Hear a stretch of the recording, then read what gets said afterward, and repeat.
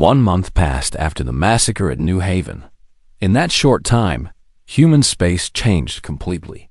Every factory that had made toys now made weapons. Every shipyard that had built passenger vessels now built warships. Every research laboratory turned its attention to one goal: defeating the Zinthri.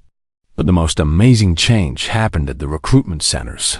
On every human world, people lined up outside military offices. The lines stretched for miles. Young people came to sign up for the first time. Old veterans who had retired years ago came back to serve again. Scientists left their comfortable jobs to work on weapons. Engineers quit their companies to build fighters and bombers. Even people who had always hated war showed up to volunteer. A reporter stopped an elderly woman outside a recruitment center on Mars. She had gray hair and kind eyes, and she had spent her whole life teaching children about peace. "I have always believed that violence is wrong," she told the reporter. Her voice was calm but firm. "But some things cannot be forgiven. Some lines cannot be crossed. They killed children. They killed them on purpose. I cannot sit at home and do nothing." Admiral Christopher Hayes set up his command on a new ship called the Vengeance. It was the largest warship humanity had ever built. The original plan said it would take 3 years to finish. The workers completed it in 6 weeks. They worked around the clock without rest. Many of them had lost family members at New Haven. Captain Samantha Price was the second in command. She was a brilliant military thinker who had written many books about strategy and tactics. She stood next to the admiral on the bridge and read the latest reports from across human space. "The final count is in," Samantha said. She looked at her screen with wide eyes. "We have 4,300 combat ships ready to fight. Another 800 will be ready in 2 weeks. Christopher nodded slowly.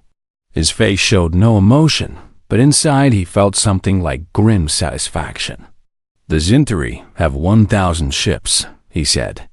"They thought that made them powerful." "What about help from other species?" Samantha asked. "The Valorians will give us supplies and medical support. They are too peaceful to fight, but they want to help." Christopher paused. "The Krethaks have promised 300 of their warrior ships." Samantha looked surprised. The Krethaks were famous fighters who rarely helped anyone outside their own species. "Why would the Krethaks join us?" Their ambassador explained it clearly. "They have children too. What the Zinthri did goes against everything the Krethaks believe in. They say their honor demands that they fight beside us." Far away on the Zinthri homeworld, High Counselor Varekthos was hearing very different reports. What had seemed like a brilliant plan was turning into a disaster. He had expected humans to be scared and weak. Instead, they were gathering the largest military force the galaxy had ever seen. 4,000 ships? Varekthos shouted at his advisors. "That is impossible. Our spies told us they had less than 2,000. Admiral Krathlon, his top military commander, stood stiffly at attention. His scales had turned pale with fear. "Our spies were wrong, High Counselor. The humans had hidden fleets that nobody knew about, and they are building new ships every single day. Their factories never stop. Their workers never rest." "Then we must attack now," Varekthos demanded.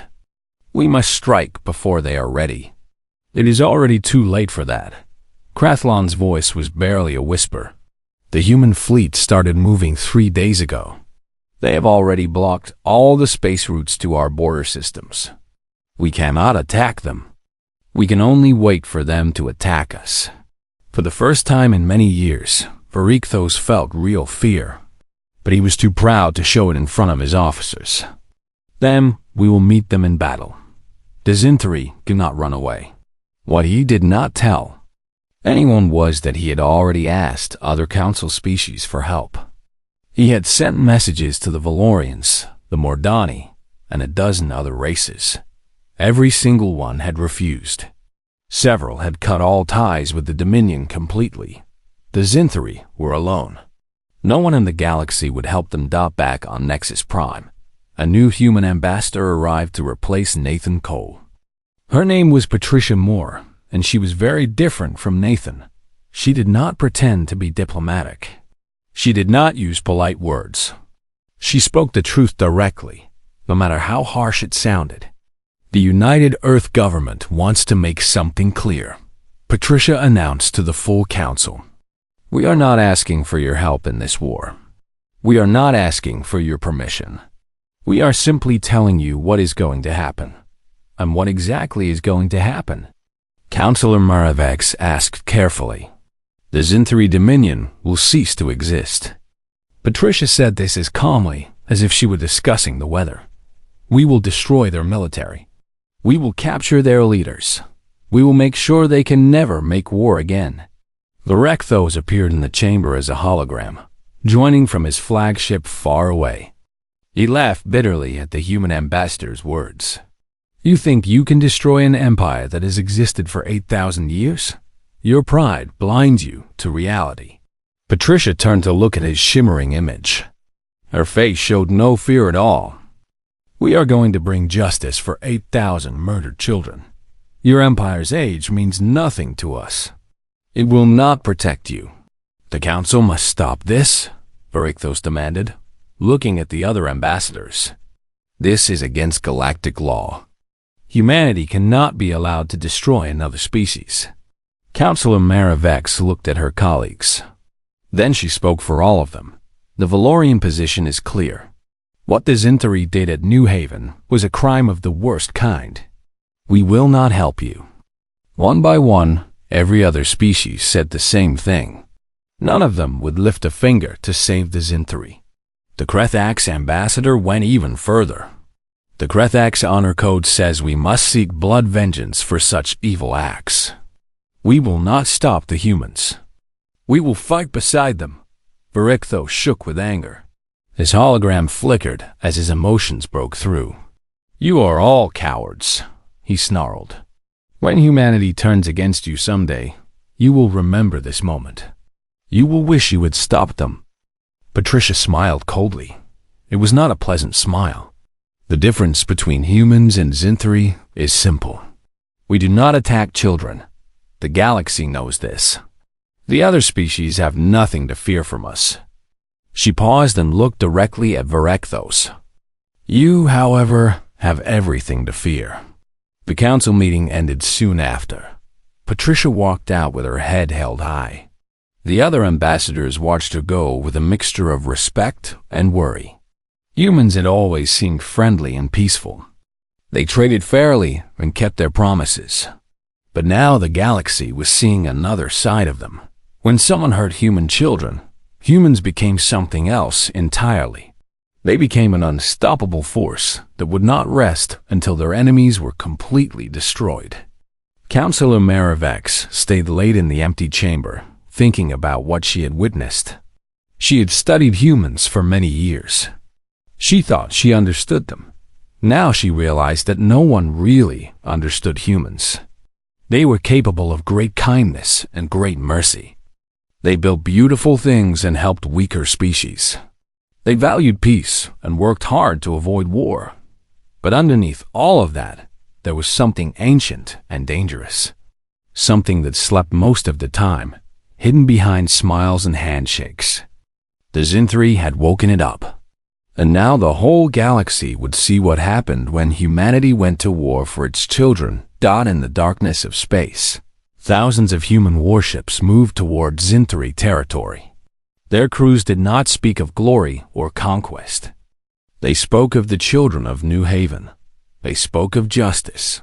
And the Zinthri, for all their pride and power, had no idea what was coming for them.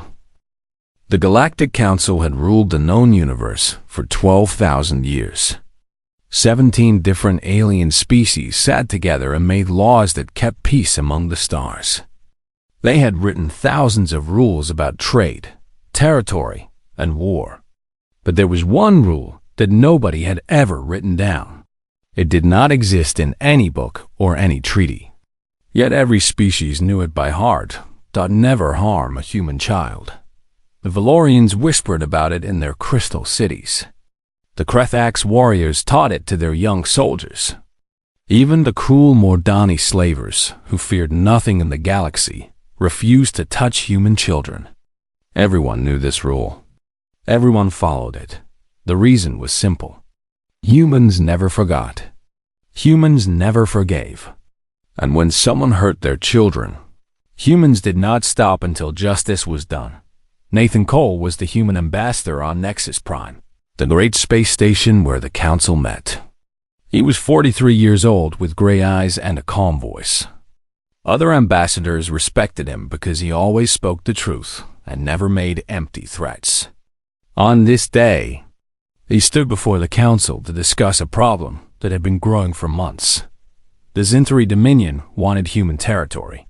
The frontier colonies belong to Earth, Nathan said in his steady voice.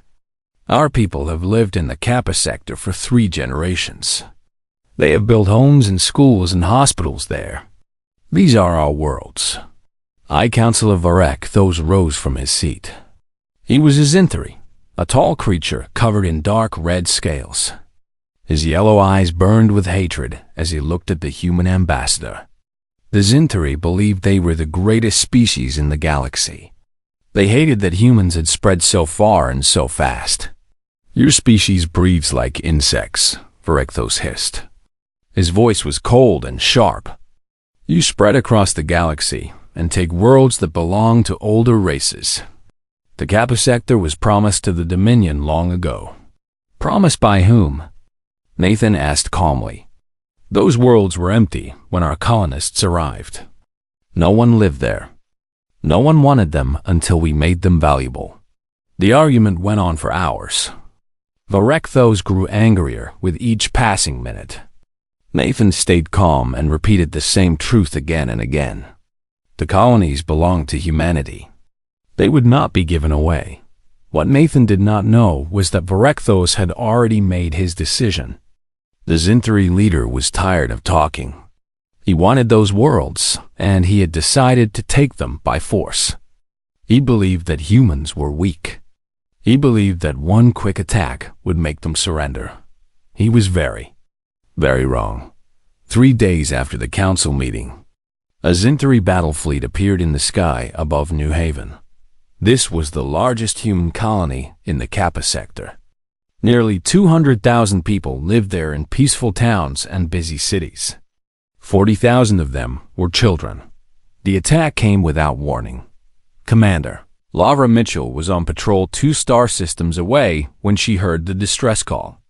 Her ship was called the Sentinel, a small military vessel that was no match for a battle fleet. But she changed course immediately and pushed her engines as hard as they could go. The voice on the radio was screaming. They are firing on civilian buildings, the colonial administrator cried. The schools. They are targeting the schools. Lavra felt her blood turn to ice.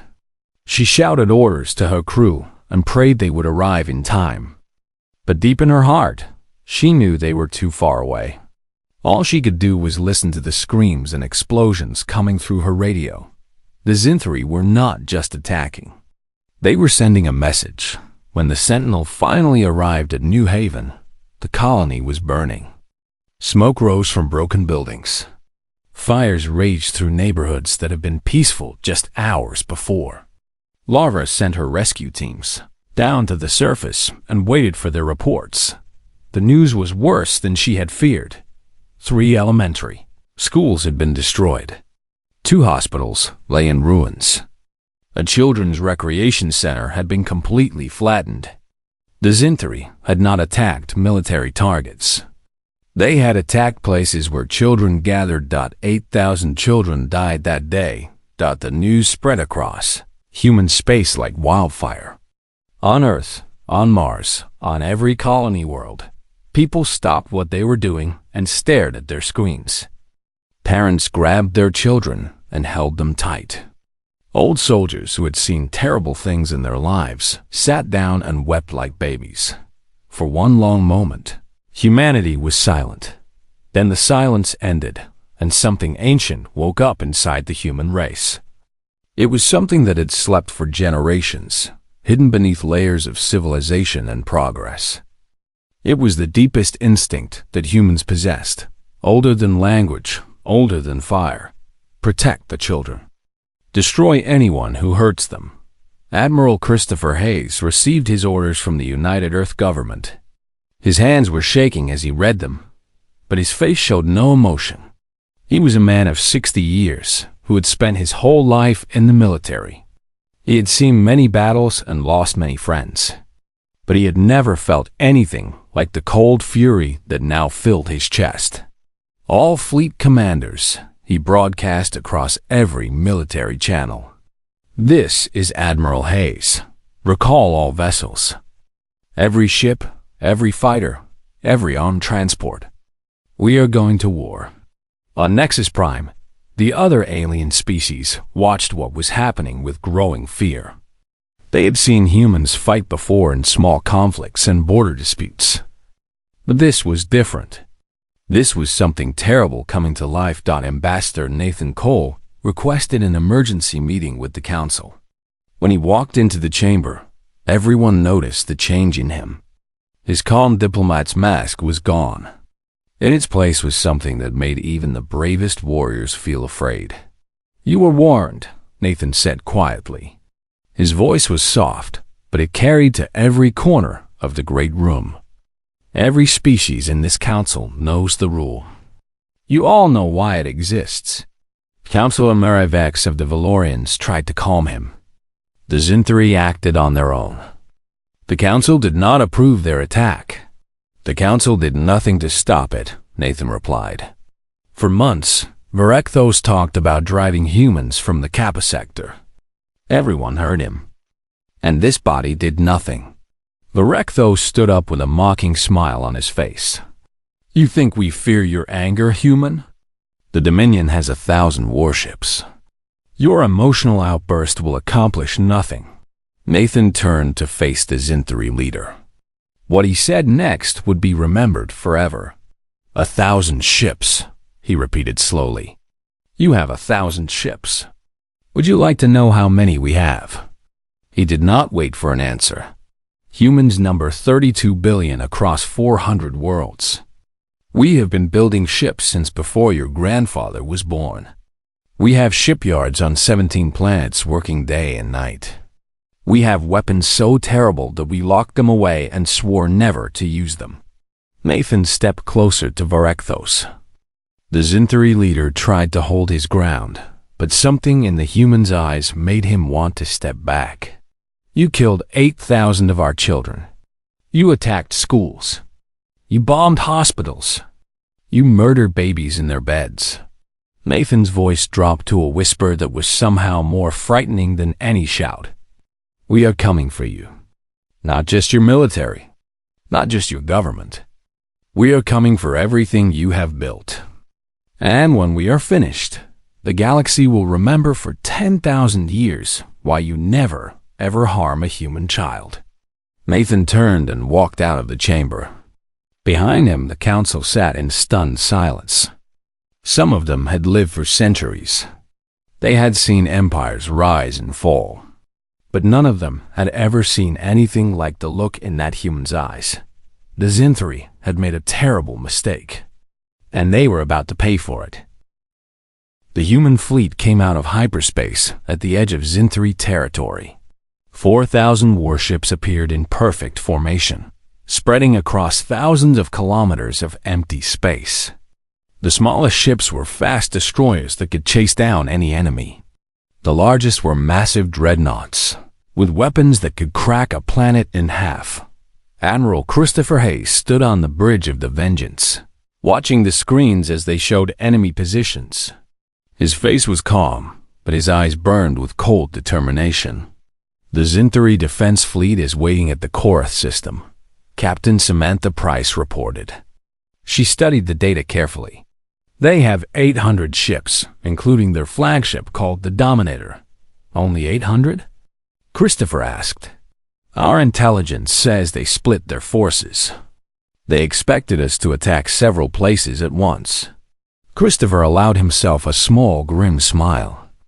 They are thinking like this is a normal war. This is not a normal war. We are not here to capture territory. We are here to end them. He turned to his communications officer. Open a channel to all ships.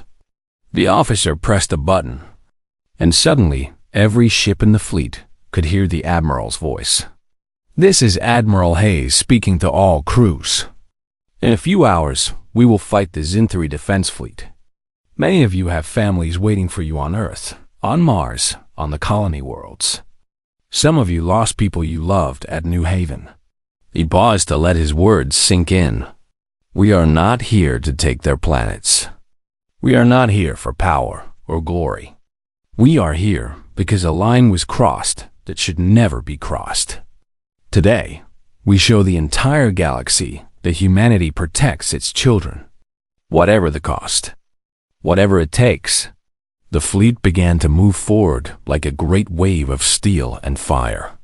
The Battle of Korath would be studied in military schools across the galaxy for centuries to come. Teachers would point to it as an example of total tactical victory. Students would marvel at how quickly and completely the human forces destroyed their enemy. The Zinthri had always believed they were great warriors. They had won many battles against other species, but they had never faced an enemy like this. The humans fought with perfect coordination, as if thousands of ships shared a single mind. Every move was planned. Every attack was precise. Human fighters swarmed around the big Zinthri ships like angry bees. They were small and fast, and they targeted the engines and weapons with incredible accuracy. The larger human vessels provided cover fire, their advanced computers tracking hundreds of enemy ships at the same time. Within the first hour, 200 Zinthri ships were destroyed or disabled. The space around Korath was filled with burning wreckage and escape pods. Their flagship is trying to run, Samantha observed, pointing at the screen. The Dominator is breaking away from the battle. Do not let them escape, Christopher ordered immediately. Task Force 7, chase them down. I want their command staff captured alive. They will face trial for what they did. The Dominator never made it to hyperspace. A group of human heavy cruisers surrounded it like wolves surrounding a wounded animal.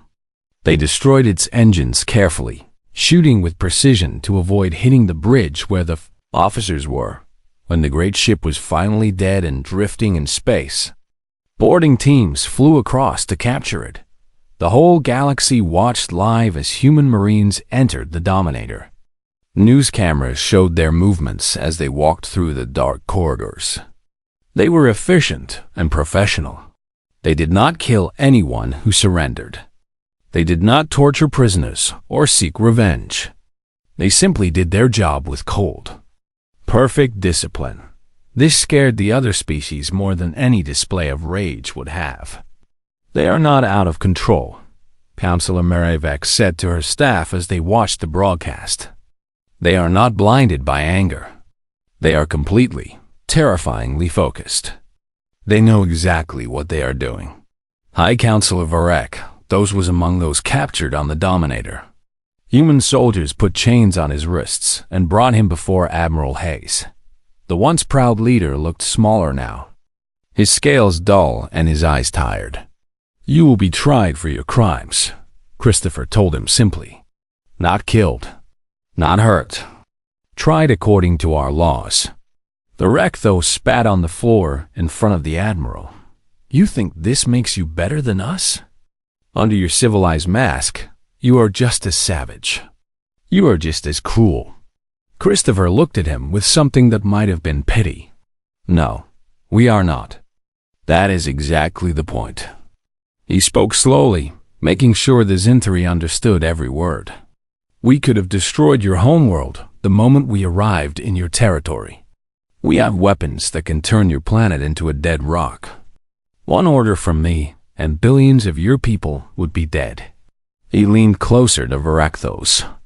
But we are not going to do that, because we are not you. We do not murder children. We do not bomb schools. We fight soldiers, not families. Varectho said nothing. For the first time since his capture, he had no mocking reply. The battle continued for 3 more days as human forces hunted down every Zinthari ship that tried to escape. Some enemy vessels surrendered. Others fought to the death. But the result was never in doubt. By the end of the 3rd day, the Zinthari defense fleet no longer existed. Admiral Hayes held a meeting with his senior officers to plan the next phase. "We move on their inner systems next," he announced. "But I want to be absolutely clear about our rules. We destroy military targets only. No attacks on cities. No attacks on civilian ships. No attacks on anyone who's not fighting us." Captain Samantha Price nodded in agreement. "What about ground operations? Our Marines will occupy their military bases and government buildings. They will treat civilians with respect. They will provide food and medical care to anyone who needs it." Some of the younger officers looked confused. One of them spoke up carefully. "Sir, they killed our children. Why are we showing them mercy?" Christopher turned to face the young officer. His expression was stern but not angry. "Because that is what makes us different from them. They attacked innocent people because they thought it would scare us. They murdered children because they believed we were weak.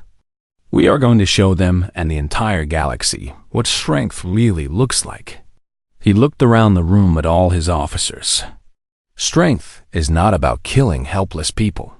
Strength is having the power to destroy your enemy completely and choosing to use that power wisely. Strength is winning the war without becoming the monster you are fighting." The officers nodded slowly. They understood now.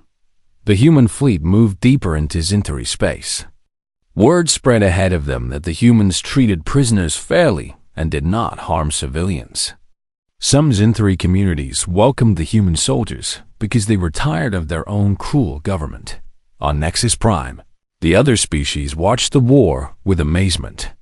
They had expected bloody revenge. They had expected massacres and destruction.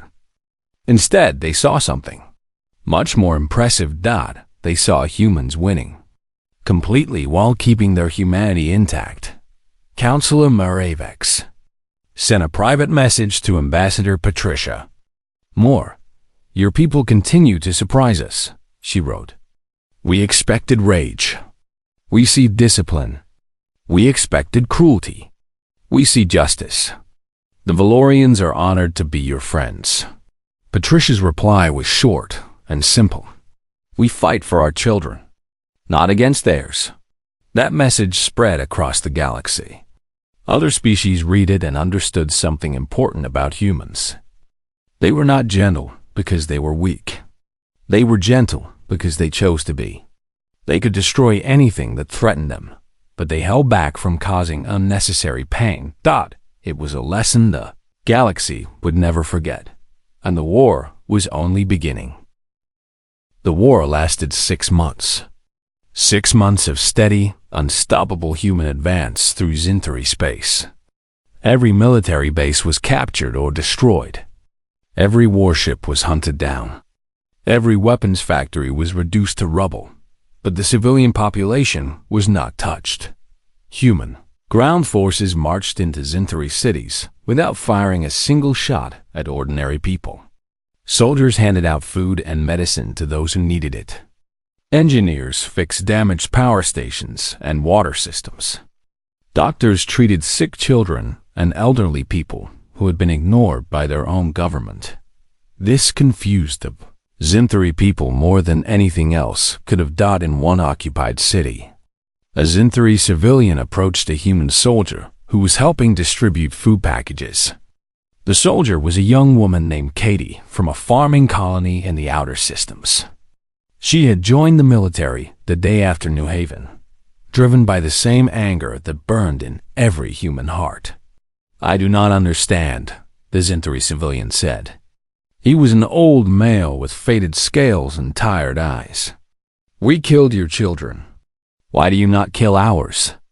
Katie stopped what she was doing and looked at him. She had thought about this question many times during the long months of war. Her own niece had died at New Haven, a little girl of 7 who loved to draw pictures of spaceships. "Because they are children," Katie said simply.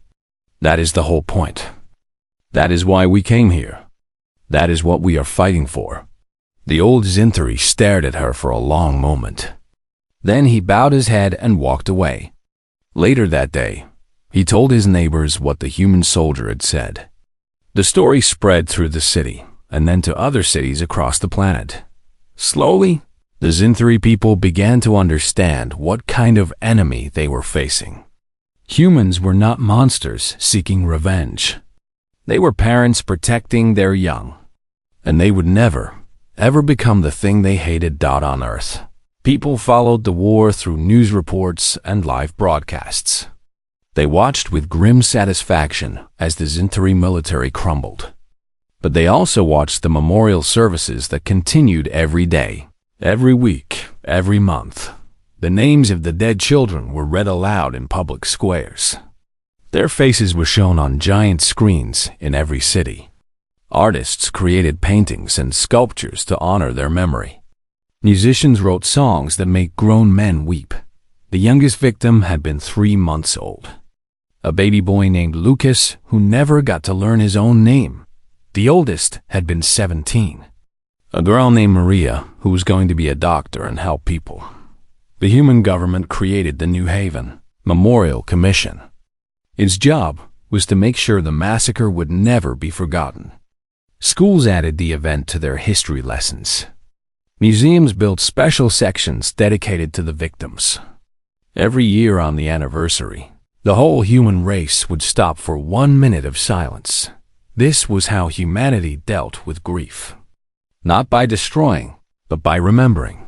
The trials of the captured Zinthari leaders began while fighting was still happening on distant worlds.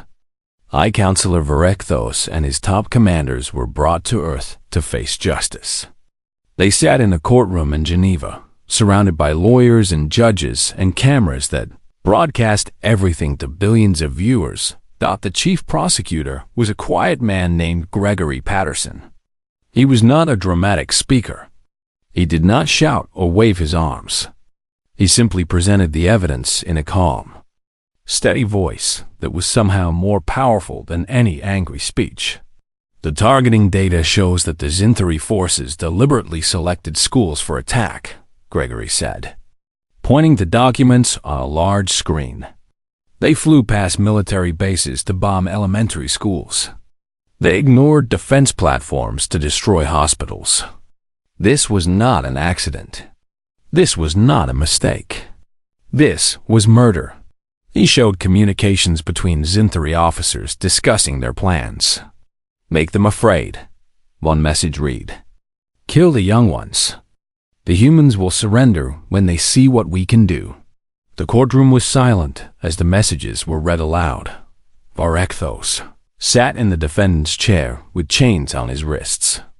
He had maintained his proud attitude throughout the trial, insisting that he had done nothing wrong. "We were at war," he argued when it was his turn to speak.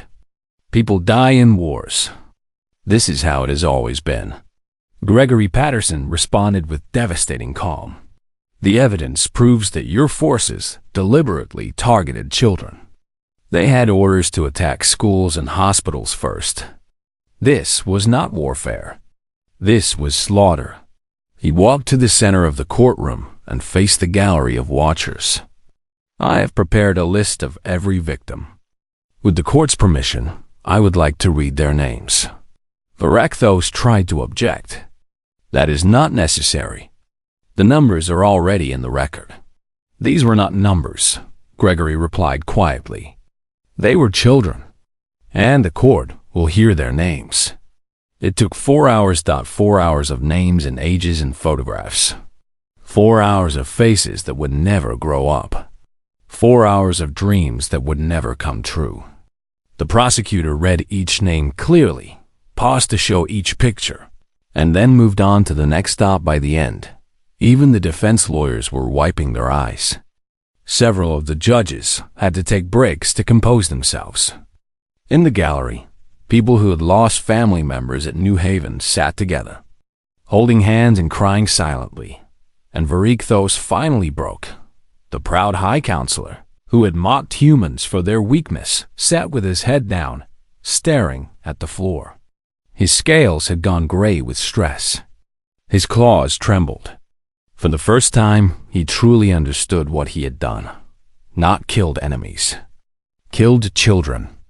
8,000 of them. Each one with a name and a face and a family who loved them. The verdict came after 3 days of deliberation. Guilty on all charges. The sentence was life in prison without any possibility of release. Varechthos and his commanders would spend the rest of their lives in a special facility. They would be required to learn about human history, human culture, and human children. They would watch documentaries about the victims of New Haven every single day. You wanted to understand why humans are different, the head judge told Varechthos at sentencing. Now you will have the rest of your life to learn. The trial was broadcast across the entire galaxy. Other species watched in fascination as humans demonstrated something remarkable. They had the power to execute Varechthos. They had the right to torture him. Many people wanted exactly that, but instead, they gave him a fair trial and a prison sentence. They showed the universe that justice did not require cruelty, that strength did not require brutality. Counselor Marivex of the Valorians addressed her government after the trial ended.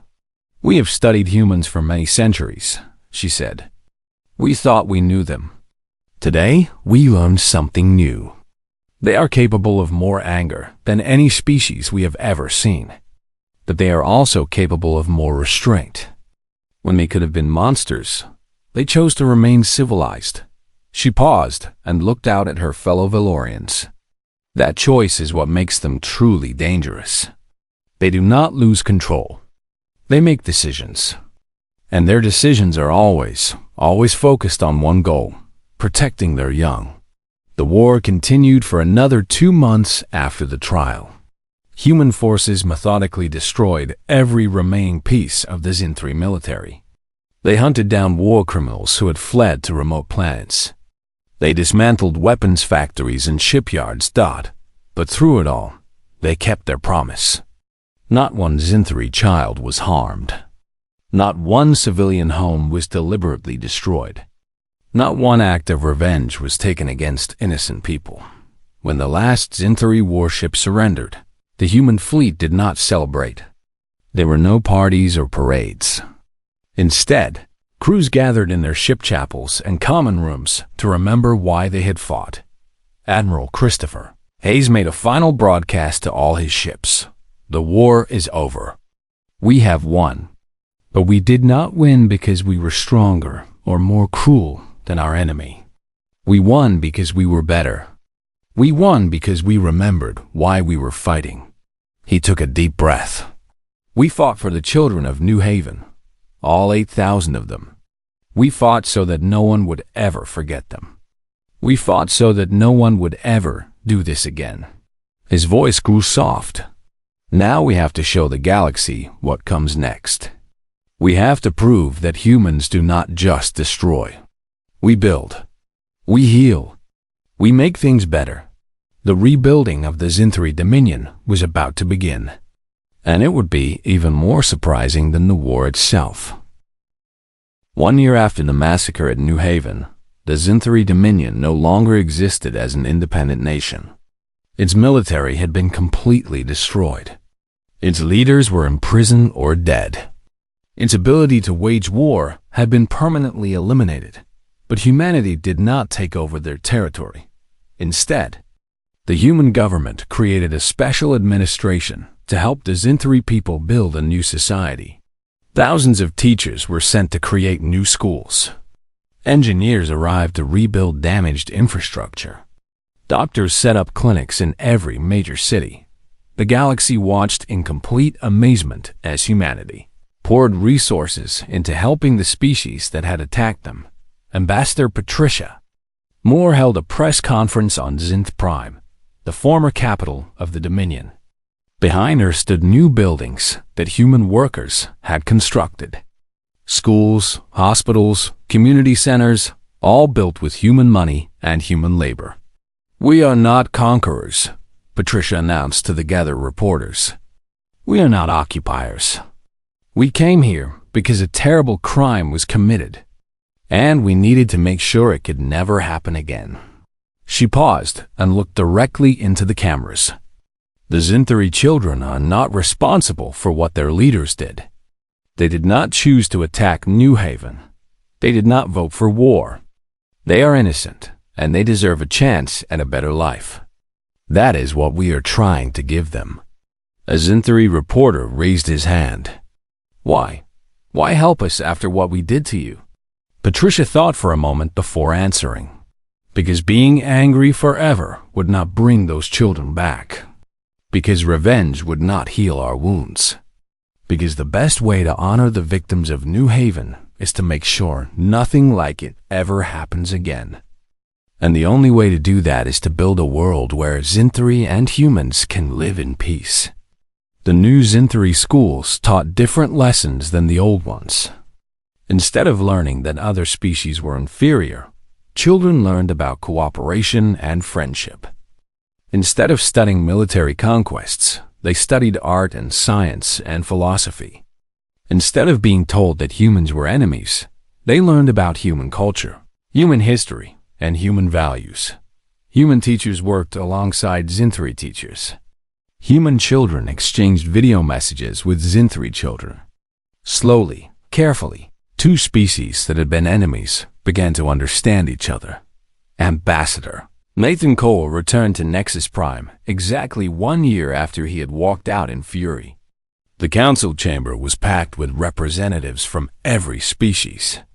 They all watched as he took his place at the speaker's podium. "The United Earth government wants to address what has happened over the past year," Nathan began. "We know that our actions have caused concern among many of you. When a single species gathers a fleet of 4,000 warships and destroys another civilization in 6 months, it raises questions. It makes people nervous." He looked around the room, meeting the eyes of each ambassador in turn. "Let me be clear about what happened. A rule was broken. A law that everyone knew, everyone understood, and everyone respected was violated. The Zinthari killed our children. And we responded." His voice grew stronger. "But notice what we did not do. We did not destroy their planet. We did not kill their civilians. We did not commit terrible acts in revenge. We did exactly what was needed to stop the threat and prevent it from happening again. Nothing more. Nothing less." He spread his hands wide. "That is who humans are. That is who we have always been. We protect our children with everything we have. But we do not become monsters to do it. We do not lose ourselves in anger. We remain civilized even when dealing with those who are not." Councilor Murray-Vex of the Valorians stood up. In her culture, this was a gesture of deep respect. The Valorians have watched humanity for many generations. "We have seen your capacity for violence and your capacity for kindness. After the events of this past year, we understand both much better." She looked directly at Nathan. "The rule about human children existed for a good reason. Every species in this galaxy will remember that reason forever. We will make sure of it." One by one, the other council species stood as well. Even those who had been nervous about human power showed their respect. They had seen something remarkable. A species that could destroy anything, yet chose to destroy only what was necessary. The Krithax ambassador spoke last. His people were warriors who valued strength above all else. "The humans have shown us what true warriors are," he said in his deep, rumbling voice. "True warriors fight with honor. They protect the weak. They show mercy when mercy is possible. The Krethax are proud to call humans our allies and our friends." After the formal session ended, Nathan remained in the chamber. He stood by the great windows, looking out at the stars. Soft footsteps approached from behind. "You knew this would happen," Councilor Murvex said quietly. When you walked out of this room a year ago, you knew exactly how it would end. Nathan nodded slowly without turning around. The Zintari made a mistake that others have made throughout history. They saw our patience as weakness. They thought our willingness to talk meant we were afraid to fight. They believed our kindness was proof that we were soft. He finally turned to face her. They did not understand that patience, talking, and kindness are choices we make. We choose to be civilized. We choose to be gentle. We choose to solve problems with words instead of weapons. But when your children are threatened, Marevek said, you make different choices. Yes, Nathan's eyes grew hard for just a moment. When someone hurts our children, we choose differently. We choose to use everything we have been holding back. We choose to show exactly how dangerous we can be. He walked toward the exit, then stopped. Tell the other species something for me, counselor. Tell them that humanity wants peace. We want trade and cooperation. We want to build good relationships with our neighbors. We want to create something that will last for thousands of years. His voice dropped to almost a whisper. But if anyone ever touches our children again, what we did to the Zintari will look like a gentle warning. He left without another word. 20 years later, on the anniversary of the massacre, a special ceremony was held on the rebuilt colony. The new city was called Remembrance. In its center stood a beautiful garden containing exactly 8,247 trees. One tree for each child who had died that terrible day. Admiral Christopher Hayes attended the ceremony. His hair had turned white and his movements were slow, but his eyes still held the same quiet strength they had always held. He stood among the trees and remembered the war, the trials, and everything that came after. A young Zintari approached him carefully. The young one was barely 20 years old, born after the war had ended. He had never known the old Dominion or its cruel leaders. He had grown up in a new world, learning new lessons. Admiral Hayes, the young Zintari said. His voice was nervous but determined. I wanted to thank you. Christopher looked at him with surprise. Thank me? For what? For not destroying us. For giving my generation a chance to be different. The young Zintari looked at the trees surrounding them. His eyes were wet with tears. In our schools, we learn about what happened here. We learn why it was wrong. We learn how to do better. Christopher studied the young one for a long moment. He thought about all the anger he had felt 20 years ago. He thought about the war and the death and the pain. He thought about the children who would never grow up. Then he extended his hand in the human gesture of friendship. That is all we ever wanted, he said softly. Not revenge. Not punishment. Just the hope that it would never happen again.